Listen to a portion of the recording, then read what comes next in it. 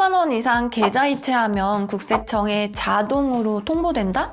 결론부터 말씀드리면 이건 완전히 틀린 말입니다. 계좌에서 계좌로 돈을 옮기는 것, 즉 계좌이체는 금액이 수십억이든 얼마든 국세청에 자동으로 보고되지 않습니다. 자동으로 보고되는 건 계좌이체가 아니라 바로 현금 거래입니다. ATM이나 은행 창구에서 현금 1,000만 원 이상을 입금하거나 출금할 때 그때 금융정보분석원에 보고가 들어갑니다. 그래서 900만 원씩 나눠 보내거나 무서워서 현금으로만 주는 행동이 오히려 더 의심을 살 수 있습니다. 그런데 문제는 지금이 아니에요.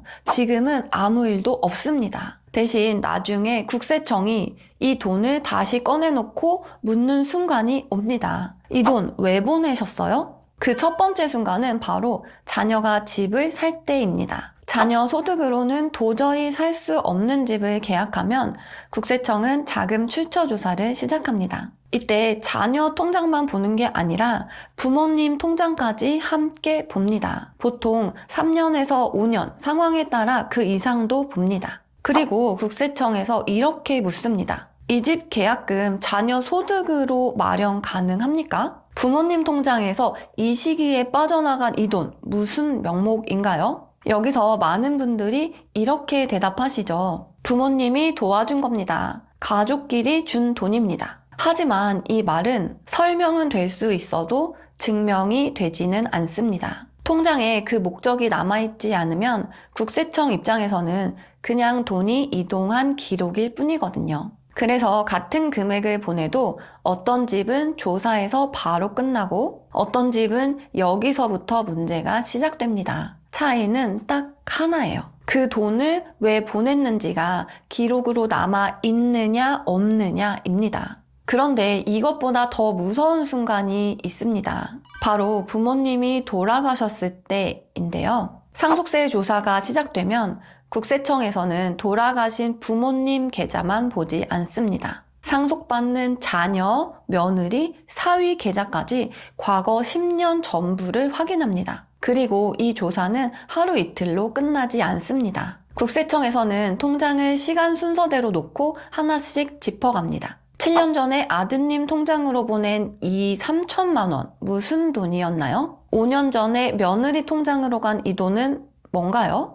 이 질문에 기억이 안 납니다 라는 말은 통하지 않습니다. 왜냐하면 기억은 흐려져도 통장 기록은 그대로 남아있기 때문입니다. 10년 전에 보낸 용돈, 생활비, 전세금, 그때는 아무 생각 없이 보낸 돈들이 이 순간 전부 다시 꺼내집니다. 그리고 그 돈의 성격을 설명하지 못하면 국세청에서는 이렇게 판단합니다. 미리 증여한 돈이다. 그래서 상속조사는 자산이 많은 집만 문제가 되는 게 아닙니다. 과거에 가족 간 계좌이체를 어떻게 했느냐에 따라 결과가 완전히 달라집니다. 여기서 많은 분들이 가장 억울해하시는 부분이 나오는데요. 부모가 자식 도와준 게 왜 다 증여냐 이거죠. 그런데 세법에는 아주 단순하면서도 무서운 원칙이 하나 있습니다. 바로 가족 간에 오간 돈은 이유가 뭐든 일단 증여로 본다는 원칙입니다. 빌려준 돈이든 도와준 돈이든 생활비든 전부 같습니다. 그리고 여기서 더 중요한 사실이 하나 있는데요. 이 돈이 증여가 아니라는 걸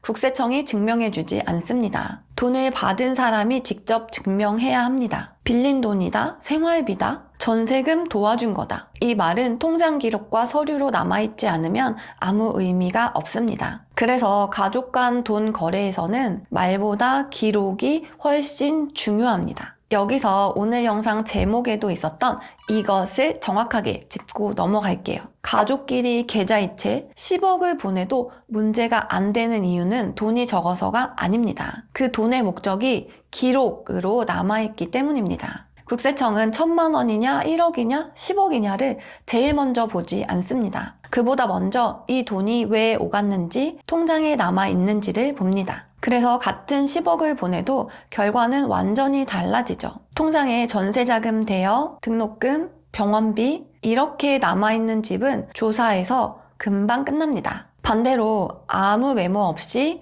그냥 돈만 오간 집은 그때부터 하나씩 설명을 해야 합니다. 그리고 설명은 기록을 이기지 못합니다. 그렇다면 어떻게 해야 문제가 없을까요? 지금부터는 복잡한 세법이 아니라 당장 실천할 수 있는 방법 알려드릴게요. 첫 번째, 이체할 때 반드시 메모 남기세요. 용돈, 보냄, 이런 메모는 아무 의미 없습니다. 목적이 보이게 구체적으로 남기셔야 합니다. 손주 누구누구 대학 등록금, 2026년 1학기, 자녀 전세자금 대역, 부모님 병원비, 백내장 수술. 이 한 줄이 10년 뒤 국세청 질문을 대신 막아줍니다. 두 번째, 빌려준 돈은 진짜 대출처럼 관리하세요. 차용증만 쓰고 끝내시면 안 됩니다. 국세청은 차용증보다 돈의 흐름을 봅니다. 이자, 원금 상환, 반드시 계좌이체 기록으로 남아있어야 합니다. 현금은 증거가 아닙니다.